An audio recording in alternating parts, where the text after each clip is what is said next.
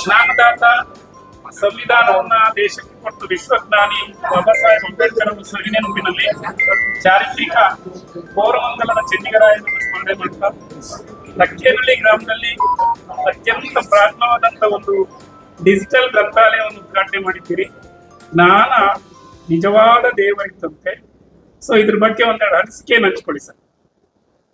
77ನೇ ಗಣರಾಜ್ಯೋತ್ಸವದ ಸಂದರ್ಭದಲ್ಲಿ ಆಚರಣೆ ಮಾಡ್ತಾ ಇರ್ತಕ್ಕಂಥ ಈ ಸುಸಂದರ್ಭದಲ್ಲಿ ನಮ್ಮ ಪಂಚಾಯತಿ ಅಧ್ಯಕ್ಷರು, ಉಪಾಧ್ಯಕ್ಷರು, ಎಲ್ಲ ಸದಸ್ಯರುಗಳು, PDO ಅವರವರು ಉದ್ಘಾಟನೆಗೆ ದಿನಾಂಕವನ್ನು ಕೊಡಬೇಕು ಅಂತಿದ್ರು.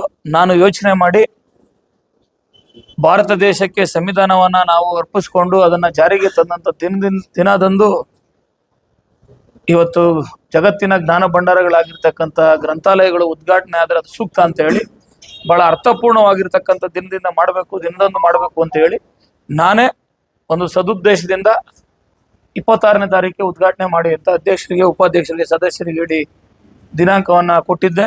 ಅದರಂತೆ ಇವತ್ತು ಉದ್ಘಾಟನೆ ಆಗಿದೆ. ಇದರ ಉಪಯೋಗವನ್ನ ಈ ಭಾಗದ ಎಲ್ಲ ಜನತೆ, ವಿಶೇಷವಾಗಿ ವಿದ್ಯಾರ್ಥಿಗಳು ಪಡ್ಕೋಬೇಕು. ಇದೊಂದು ಮಾದರಿ ಈ ತರ ಗ್ರಾಮ ಪಂಚಾಯತಿಗಳಿಗೆ, ಎಲ್ಲ ಗ್ರಾಮ ಪಂಚಾಯತಿಗಳಲ್ಲೂ ಈ ತರ ಮಾಡಬೇಕು ಅಂತ ಒಂದು ಆಶಯವನ್ನ ವ್ಯಕ್ತಪಡಿಸಿ ಇದನ್ನ ನಿರ್ಮಾಣ ಮಾಡಲಿಕ್ಕೆ ಇದ್ರ ಬಗ್ಗೆ ಎಲ್ಲ ರೀತಿಯ ಒಂದು ಮುತುವರ್ಜಿಯನ್ನ ತೆಗೆದುಕೊಂಡಂತಹ ಈ ಗ್ರಾಮ ಪಂಚಾಯತಿಯ ಅಧ್ಯಕ್ಷರು, ಉಪಾಧ್ಯಕ್ಷರು, ಸದಸ್ಯರುಗಳು, PDO ಅವರು, ಎಲ್ಲ ಅಧಿಕಾರಿಗಳು, ಪ್ರತ್ಯಕ್ಷವಾಗಿ ಪರೋಕ್ಷವಾಗಿ ಯಾರೆಲ್ಲ ಕಾರಣಕರ್ತರಾಗಿದ್ದಾರೆ ಅವರಿಗೆ ನಾನು ಅಭಿನಂದಿಸ್ತೇನೆ.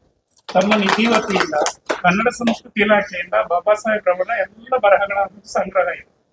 ಮತ್ತೆ ಧಾರ್ಮಿಕ, ಆಧ್ಯಾತ್ಮಿಕ, ಕೃಷಿ ಬದುಕು ಇವುಗಳ ಬಗ್ಗೆ ತಮ್ಮ ನಿಧಿಯಿಂದ ಗ್ರಂಥಾಲಯವನ್ನು ದಯವಿಟ್ಟು ತಿಳಿಸ್ಕೊಡಿಸ್ಕೊಡಿ. ಇದೊಂದು ಮಾನವೀಯ ಸೇವೆ. ನಮ್ಮ ತಂದೆಯವರು ಶಿಕ್ಷಕರಾಗಿದ್ದಕ್ಕೂ ಕೂಡ ತುಂಬಾ ಸಂತೋಷ. ಸೋಲೂರು ಹೋಬಳಿಯಾದ್ಯಂತ ಯಶಸ್ವಿಯಾಗಲಿ.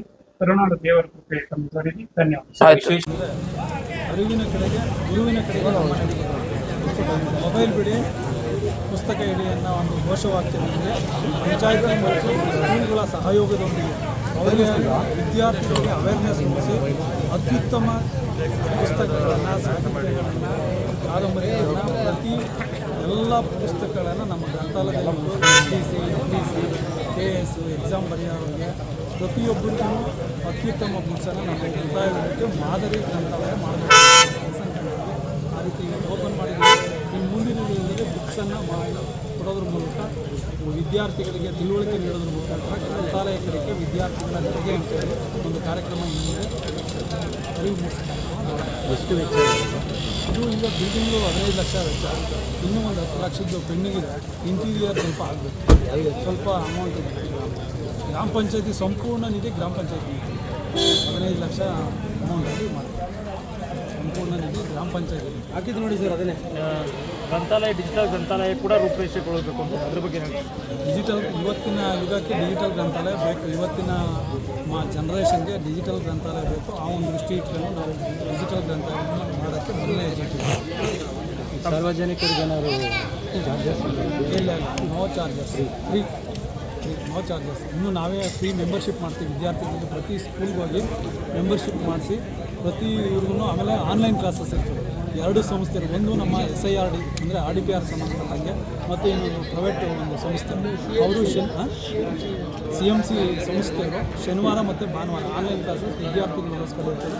ಅದೇ ರೀತಿ TV ಕೂಡ ಎಲ್ಲ ಕೊಟ್ಟಿದ್ದಾರೆ ಅವರ ಸಂಸ್ಥೆಗಳು. ಪ್ರತಿ ಶನಿವಾರ ಭಾನುವಾರ ಆನ್ಲೈನ್ ಕ್ಲಾಸಸ್. ಸರ್, ಸುತ್ತಮುತ್ತ ಪಂಚಾಯಿತಿಗಳು ಹೋಲಿಕೆ ಮಾಡಿದ್ರೆ ಅಭಿವೃದ್ಧಿ ಪಂಚಾಯಿತಿ, ಶಾಸಕರ ಸಪೋರ್ಟ್ ಕೂಡ ಯಾವ ರೀತಿ ಇದೆ ಪಂಚಾಯಿತಿ? ನಮ್ಮ ಶಾಸಕರು ಸದಾ ನಮ್ಮ ಜೊತೆಗಿರ್ತಾರೆ. ಅದೇ ರೀತಿ ನಮ್ಮ ಇಲ್ಲಿ ಅಭಿವೃದ್ಧಿ ಅಧಿಕಾರಿಗಳು ಮತ್ತು ಸಿಬ್ಬಂದಿ ವರ್ಗ, ಲಕ್ಕೇನಹಳ್ಳಿ ಪಂಚಾಯಿತಿ, ನಾನು ಅವರಿಗೆ ತುಂಬ ಅಭಿನಂದನೆ ಸಲ್ಲಿಸ್ತೀನಿ. ಯಾಕೆಂದರೆ ಈ ಸ್ಟಾಫ್ ಇದೆಯಲ್ಲ, ಈ ಸ್ಟಾಫಿಂದ ನಮಗೆ ಸ್ವಚ್ಛ ಸಂಕೀರ್ಣ ಮತ್ತು ನಮ್ಮ ಅವಧಿಯಲ್ಲಿ 2 ಕೂಡ ಮಾಡಲಿಕ್ಕೆ ಸಾಧ್ಯ. ಅಂದರೆ ಇಲ್ಲಿ ಅಭಿವೃದ್ಧಿ ಅಧಿಕಾರಿ, ಕಾರ್ಯದರ್ಶಿ ಮತ್ತು ನಮ್ಮ ಸಿಬ್ಬಂದಿ ವರ್ಗ ಕೈ ಜೋಡಿಸಿರೋದ್ರಿಂದ ಮಾತ್ರ ಯಶಸ್ವಿ ಆಯಿತು. ಅದೇ ರೀತಿ ನಾವು ಸಹ ನಮ್ಮ ಸಿಬ್ಬಂದಿ ವರ್ಗಕ್ಕೆ ನಾನು ಅವರಿಗೆ ನಮಸ್ಕಾರ. ನಾನು ಈ ಪಂಚಾಯತ್ ಅಭಿವೃದ್ಧಿ ಅಧಿಕಾರಿ ನಾಗರಾಜ್ ಅಂತ ಮಾತಾಡ್ತೀನಿ. ಪುರಸ್ಕಾರ ತಗೊಳ್ತಕ್ಕಂಥದ್ದು ದೊಡ್ಡ ವಿಚಾರ ಆಗೋದಿಲ್ಲ. ಪುರಸ್ಕಾರದ ಜೊತೆಗೆ ಜವಾಬ್ದಾರಿ ಕೂಡ ಹೆಚ್ಚಾಗುತ್ತೆ.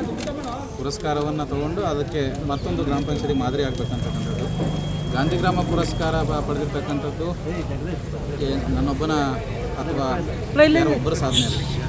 ನಮ್ಮಲ್ಲಿ ಇರ್ತಕ್ಕಂಥ ಏನು ನಾವು 16 ಜನ ಸದಸ್ಯರಿದ್ದಾರೆ, ಅವರ ಸಂಪೂರ್ಣ ಅಧ್ಯಕ್ಷರು, ಉಪಾಧ್ಯಕ್ಷರಾಗಿ ಸಂಪೂರ್ಣ ಸಹಕಾರ. ಹಾಗಾಗಿ ಅವರ ಅಭಿವೃದ್ಧಿ ಕೆಲಸಗಳಿಗೆ ನೀವೇನೇ ಮಾಡಿ ನಾವು ನಿಮ್ಮ ಜೊತೆ ಇರ್ತೀವಿ ಅಂತ ಅವರು ನಮ್ಮ ಬೆನ್ನಿಂದ ನಿಂತಿದ್ದಾರೆ.